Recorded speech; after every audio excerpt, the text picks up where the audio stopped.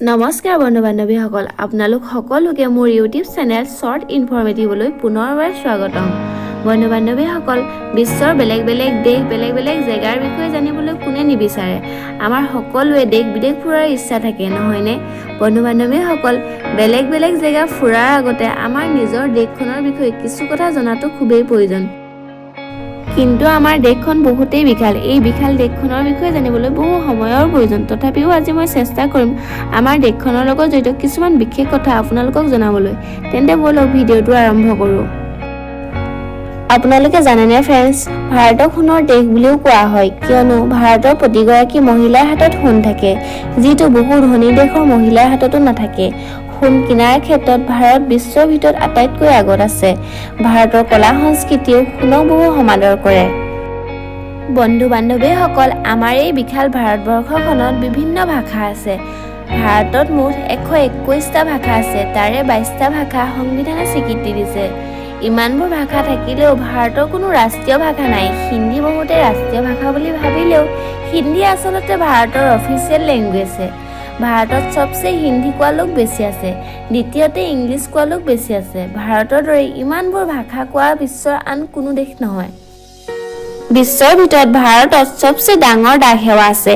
বৰ্তমান সময়ত ডাক সেৱাৰ ব্যৱস্থা কমি আহিছে যদিও ভাৰতত ডাক সেৱাৰ সংখ্যা বিশ্বৰ সকলো দেশৰ তুলনাতে বেছি। আপুনি য'তে ফুৰিবলৈ গ'লেও পোষ্ট অফিচ পোষ্ট বক্স দেখিবই। ডাক সেৱাৰ অবিহনে ভাৰতত কোনো চৰকাৰী কাম সম্ভৱ নহয়। ভাৰতৰ প্ৰতিটো বস্তুৰ পেকেটত MRP লিখা থাকে। বস্তুটো কিমান মূল্যৰ হ'ব সেয়া নিৰ্ধাৰণ কৰে, কিন্তু ভাৰতৰ বাহিৰে বিশ্বৰ আন কোনো দেশত এনেকুৱা ব্যৱস্থা দেখা নাযায়। ভাৰতীয় লোক খোৱাত বহুতেই চখীন হয়। ভাৰতীয় যি ভিন ভিন সোৱাদৰ আঞ্জা সকলোৱে জানে। বিশ্বৰ বিভিন্ন দেশৰ পৰা বহু লোক ভাৰতলৈ কেৱল বিভিন্ন আঞ্জাৰ জুতি ল'বলৈকে আহে, যেনেকৈ অসমৰ টেঙা মাছৰ আঞ্জা, গুজৰাটৰ ভাবৰা, তামিলনাডুৰ ইডলি ইত্যাদি। বন্ধু বান্ধৱীসকল, মছলাই আমাৰ আঞ্জাখন অতি সুস্বাদু কৰি তোলে।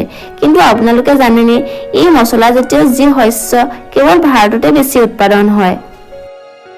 বন্ধু বান্ধৱীসকল, আপোনালোক সকলোৱে ক্ৰিকেট খেলৰ প্ৰতিটো খবৰেই ৰাখে, নহয়নে?